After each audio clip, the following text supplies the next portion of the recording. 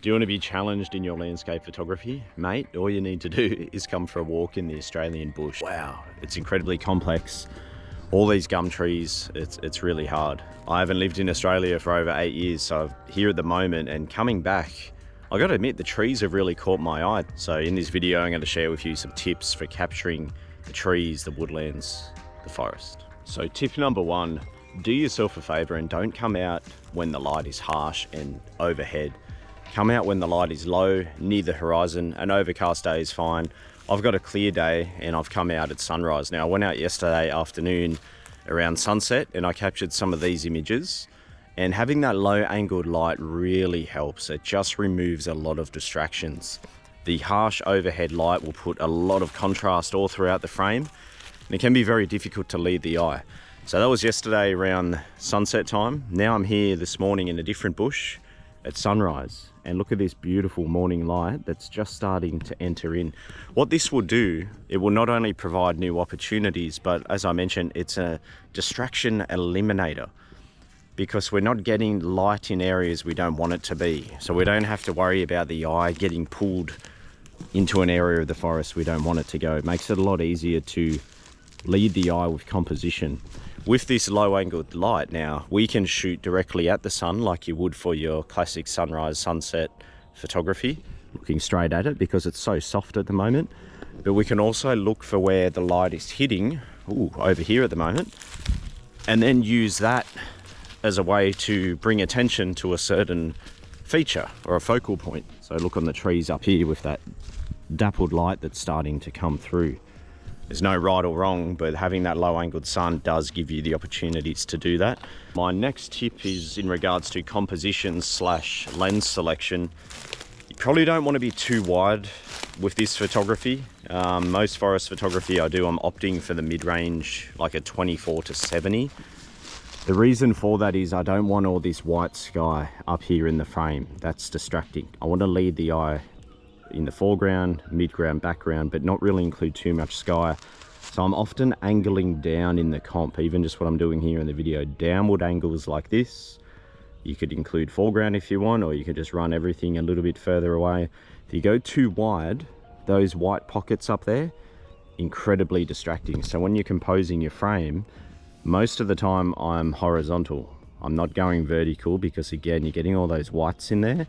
So horizontal, and 20 mil, 24 mil, 35, 50, 70, all very effective. Now don't get me wrong, I've got my fair share of wide angle forest shots and telephoto scenes as well, but the 24 to 70 is definitely a solid workhorse, and if you want to simplify the whole experience, just come in with that one lens initially. One of the main forest tips you would have heard me mention time and time again, look for harmony amongst the chaos. Now what does that really mean? Well, we're just trying to find defined trees that jump out from the rest. Composition, we're aligning shapes. Can we see predominant shapes which work as a good focal point? We've got that right here. Look at this big gum tree, for example. If I come along this way, bang, we've got this big guy there. That's where the whole process begins. We're trying to find the harmony amongst the chaos, the clearly defined shapes. Then the process of composition starts to come in. All right, I've got a clearly defined shape there. That can be the final resting place. Now, do I have something in the foreground? In this case, yes, we've got these grasses here.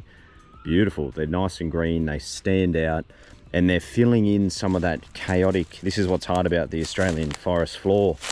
It's just so messy. It's very dry and there's nothing really harmonious about it, so it can be quite distracting. So if you're able to utilize the greens, especially here, filling more of that frame, that will just complement the scene well, especially the grasses kind of flow us through, and then we hit that background. So we're looking for harmony amongst chaos. Just look for the tree that stands out from the rest of them. And with the light at the moment, I'm also letting the light somewhat dictate which trees I photograph. The trees that have the nice backlight, side light, front light, etc. I'm just kind of zooming in here at about almost 50 mil. Balance left and right. We've got flow of the trees. This one coming into the frame, and then over on the right, that one, so they're counterbalancing, and that just brings the eye into the frame instead of out of the frame, which is something obviously we want to do.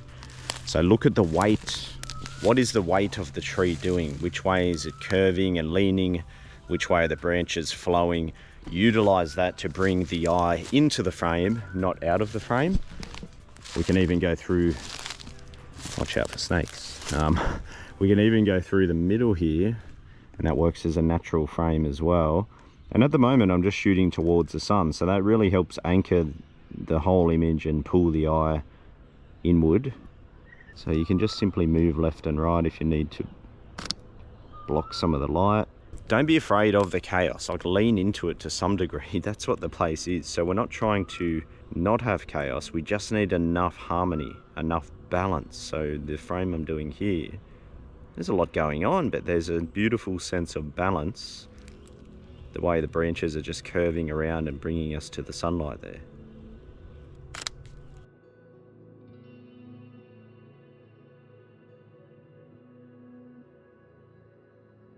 I'm so used to the New Zealand rainforest, the trees that we have over there. And yeah, it's challenging, but gee, it's very beautiful in its own way. Look at the three here. 1, 2, 3. 3. Odd number works really well because it's not evenly balanced, means the eye generally will keep moving in the frame and not just get fixed on something, which is good, you know, a little bit of movement.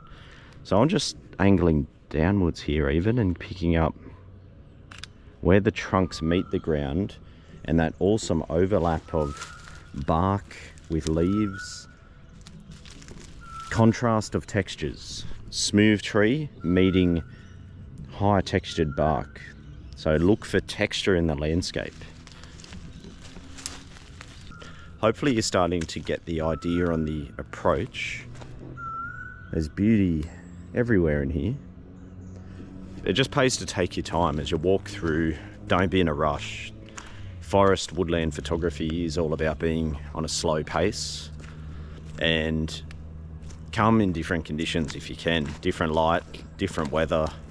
You'll be surprised how you'll see the place differently every single time because of the lighting, even just your mental state. Some days you see the image, some days you don't. Even if you're walking, you walk one direction, turn around, walk the other direction, going back, and you'll see a frame there as well. Take your time, it's a slow process. So another tip as well, don't be hesitant. Don't just think about the grand stuff. There is a lot of smaller scene, more intimate photography to be enjoyed in the forest. Like right here, this vine coming down against the bark, the contrast there. So if you're shooting something like this, look for contrast or repetition, one texture to another.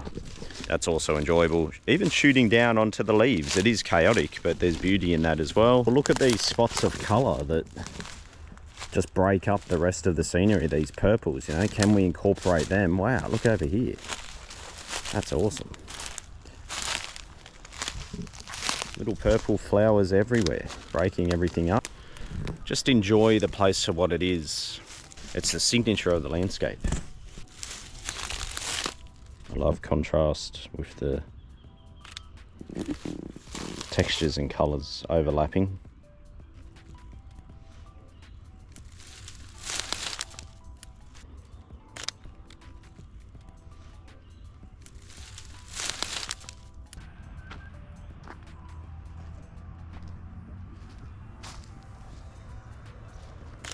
It really doesn't matter what type of woodland you're photographing. It's always a challenge compared to some of the more conventional scenes we photograph in landscape photography. But you just need to embrace the fact that it's a challenge and maybe lower your expectation about what you're going to achieve or trying to achieve, and just enjoy the whole process. Although it is a challenging environment, it's a place that you can come to quite frequently, almost every day.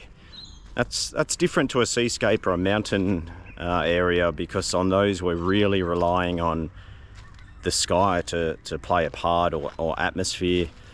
At least in the forest, it does give you that opportunity to return and practice more frequently. So it's almost like a trade-off. It could be more difficult, complex when it comes to composition. but at least you can get in and get the reps up, which you need to do. You need to come out and just experience photographing woodlands firsthand. Do it again and again. As time goes on, it's still difficult, but you learn to just enjoy it for what it is, and just go in with a different expectation. It really helps.